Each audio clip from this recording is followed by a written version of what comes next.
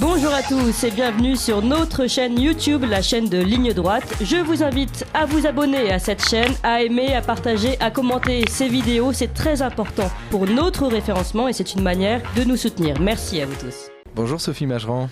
Bonjour Corentin. Et donc aujourd'hui vous nous emmenez à Venise. Mais d'abord on rappelle qu'elle est évidemment que vous êtes directrice de l'agence Odeia. On rappelle est-ce que vous pouvez nous rappeler quelle est l'agence Odeia ? Alors Odeia est une agence de voyage et de pèlerinage. Odeia, ça signifie, souvenez-vous, pour ceux qui nous entendent depuis quelques semaines ou mois maintenant, qui signifie le voyage, qui vient du grec ancien odos, le voyage, le chemin, la route. Et nous proposons effectivement de partir en chemin à travers le monde. Et donc vous êtes chroniqueuse régulière sur notre radio, vous nous proposez des voyages toutes les semaines et aujourd'hui vous nous emmenez à Venise. Alors pourquoi Venise ? Écoutez, Venise, c'est le point de passage obligé, Corentin. C'est l'éternel sérénissime, c'est le titre du voyage. Et nous proposons Venise chez Odeia depuis des années. Nous avons l'habitude, la tradition maintenant, de proposer cette destination au mois de novembre. Alors vous allez me dire, c'est quand même curieux.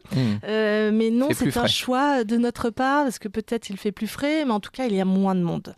C'est vrai qu'en fin d'année, au mois de novembre, début décembre, ce sont des périodes finalement où il faut voyager, certainement dans les capitales européenne pour éviter cette foule, cette masse qui est de retour. Il faut quand même dire les choses après 2 ans d'absence. Et donc, si vous voulez visiter Venise dans de bonnes conditions, sans ces hordes de touristes, eh bien, nous vous invitons à nous suivre et à suivre Jean-Michel Sanchez, qui est le guide conférencier qui accompagne cette destination, qui accompagnera ce voyage vers cette destination qui est Venise, donc du 10 au 14 novembre. Alors, c'est assez fantastique parce que souvent, il peut faire beau. D'ailleurs, on est assez surpris je ne vais pas m'avancer sur la météo, mais très souvent, ces groupes ont beau temps et on a très peu de monde. On n'est pas pris dans cette foule qui peut être assez pénible, il faut l'avouer. Et puis on a les monuments pour soi tout seul.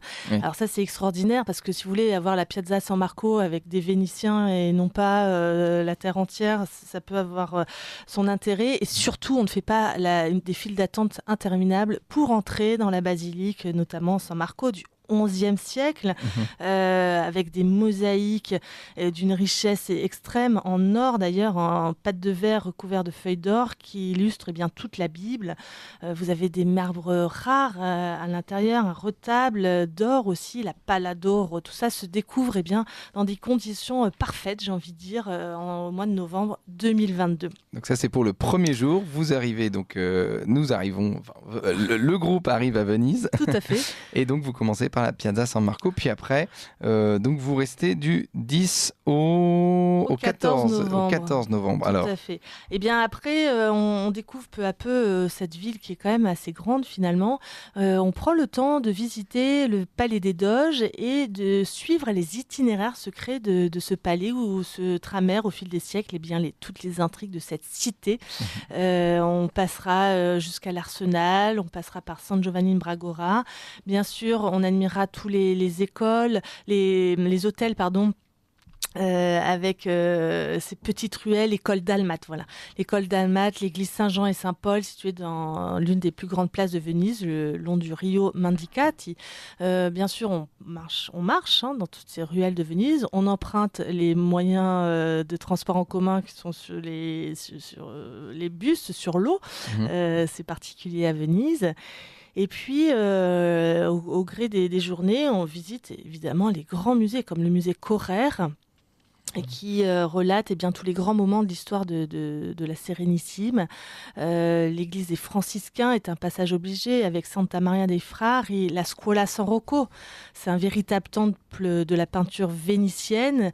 Ce musée expose notamment de nombreux tableau du fameux Tintoret, ce grand peintre vénitien du XVIe siècle. Et point de passage obligé, l'Académie, cette ancienne confrérie transformée en musée de la peinture vénitienne par Napoléon d'ailleurs, avec les œuvres qu'il avait confisquées dans toutes les églises de la ville et qu'il avait placées là à l'Académie. Donc c'est un véritable temple, de la peinture vénitienne.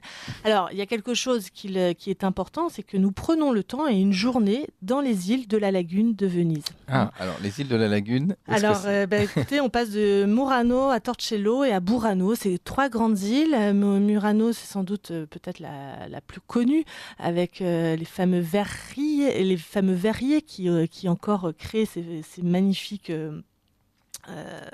objets d'art. Et puis on continuera vers l'île de Burano, de Torcello aussi. Cette île de Torcello qui servit d'ailleurs de terre d'accueil aux rescapés qui fuyaient les Huns. Et c'est ce qui valut d'ailleurs son ancien nom d'île d'Attila, figurez-vous. Ah, d'accord. Voilà, donc ces îles conservent elles aussi des splendeurs, des très riches églises. Ça, c'est quand même intéressant et le groupe prendra le temps, bien sûr, de les découvrir. Et elles sont peut-être moins touristiques aussi que Venise même ou Oui, alors on est complètement... C'est vrai que les hordes, là encore, n'empruntent pas forcément ces bateaux-bus pour se rendre dans ces îles et faire ces tours qui sont effectivement éloignés de la foule. Et c'est l'intérêt aussi de s'y rendre. C'est magnifique. Et donc après, vous retournez à Venise. Oui, la dernière journée, on prend le temps, le groupe prendra le temps de flâner, une flânerie gourmande d'ailleurs, au grand marché du Rialto. Ça, c'est extraordinaire parce qu'il faut alimenter cette ville de Venise. Il y a des fruits et légumes à profusion et puis et surtout, il y a la Pescheria, l'un des plus beaux marchés aux poissons d'Italie. Et je crois que c'est important de découvrir certes les monuments, l'histoire des villes, mais aussi de s'attarder dans les marchés. On apprend beaucoup de choses sur les marchés. On voit les habitudes des locaux, comme on dit. Oui. On voit ce qu'il est, la manière de vivre finalement le quotidien des Vénitiens, et je trouve toujours intéressant de s'attacher à découvrir, à visiter aussi les marchés. On s'en prend plein les yeux. Il y a c'est très chatoyant comme couleur avec tous ces fruits, tous ces légumes, mais aussi ces grands marchés de poissons. C'est fantastique. En Italie, vous avez véritablement une passion pour le poisson. Des plats qui tournent autour du poisson. On sait faire par exemple aussi les spaghettis à l'encre de sèche ou les spaghettis ai frutti di mare et aux fruits de mer. C'est fantastique. Donc ça vaut le coup de se pencher. Il n'y a pas de pizza au poisson. Si, il y a des pizzas aux fruits de mer aussi. On peut vous mettre quelques moules sur la pizza. Vous savez, ils sont très forts pour tout ça, bien sûr. Mais la pizza, Corentin, c'est le soir. On mange en Italie. Quand on arrive à déjeuner et qu'on commande une pizza, ils nous rient au nez quand même. Et là, on est vraiment des vrais touristes. Parce que c'est trop lourd. Parce que c'est trop lourd, parce qu'on fait les vraies pizzerias mettent en route leur four à pizza au bois le soir parce qu'en journée il fait trop chaud. D'accord. Et donc la tradition, c'est vraiment de venir à la pizzeria le soir. La pizza, c'est quelque chose qui n'est pas cher en Italie. C'est 5-6 euros la pizza. Oui, c'est vrai. Oui. Les familles y vont. On va à la pizza au moins un soir par semaine ou presque. Peut-être qu'avec l'inflation, ça sera une fois tous les 15 jours, je ne sais pas. Mais c'est une tradition et toutes les strates sociales, j'ai envie de dire, toutes les classes sociales se retrouvent à la pizzeria. C'est quelque chose de commun à tous, véritablement. À midi, au déjeuner, un plat de pâtes est obligatoire. En entrée, pour commencer, et avant toute chose, un plat de pâtes. Très important d'avoir des petites astuces pour ne pas passer pour un touriste. C'est ça. Merci Sophie. Alors, la dernière journée, écoutez, le grand marché du Rialto, la Pescheria, et puis on va retraverser le Grand Canal qui est désormais interdit, vous l'avez peut-être noté, aux grands bateaux de croisière, à ces mastodontes qui, pendant des années, ont emprunté le Grand Canal. Alors, c'était certainement formidable pour les croisiéristes qui se trouvaient à bord de ces bateaux, mais bien sûr, ça a abîmé considérablement la ville, bâtie sur pilotis. Aujourd'hui, donc, le Grand Canal est débarrassé de ces géants des mers. Et donc, vous visiterez, chers auditeurs, la Casa d'Oro, somptueux palais gothique, dont la façade d'ailleurs était recouverte originellement d'or. N'oublions pas que Venise a eu un rayonnement, a eu une domination pratiquement de toute la Méditerranée jusqu'au XVe siècle. Cette ville, cette cité qui, par ses navires, c'était maritime, a dominé les mers. Et c'était des commerçants et à la fois des marins. Et donc une histoire absolument extraordinaire. Et c'était une principauté, c'est ça, très importante. Tout à fait. Voilà, et puis nous passerons aussi par le ghetto qui recèle de vraies merveilles d'architecture aussi, au sein d'un quartier avec beaucoup de charme. Et puis enfin, d'autres palais, le pont aux 3 arches, etc. Un peu de liberté aussi dans nos voyages. Nous laissons quand même un peu de liberté à nos voyageurs pour qu'ils puissent découvrir par eux-mêmes, prendre le temps de se promener, de faire quelques achats peut-être.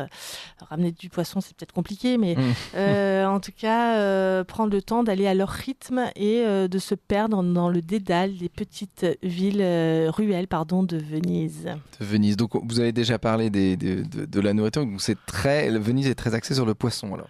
Oui, tout à fait. Donc, Venise, c'est dans cette lagune extrêmement bien protégée, mais c'est une cité maritime, bien sûr. Donc, la cité des Doges. La cité des Doges. Donc, manger du poisson en novembre. Donc, c'est du 10 au 14 novembre 2022 avec Jean-Michel Sanchez, qui est donc guide conférencier. Eh ben, merci beaucoup, Sophie Mageran. Je vous en prie. On rappelle que vous pouvez accéder à tous les voyages culturels sur le site odeya.fr. Vous appréciez cette émission? Alors aidez Radio Courtoisie à en produire d'autres en indépendance totale. Rendez-vous sur soutenir.radiocourtoisie.fr. Merci d'avance.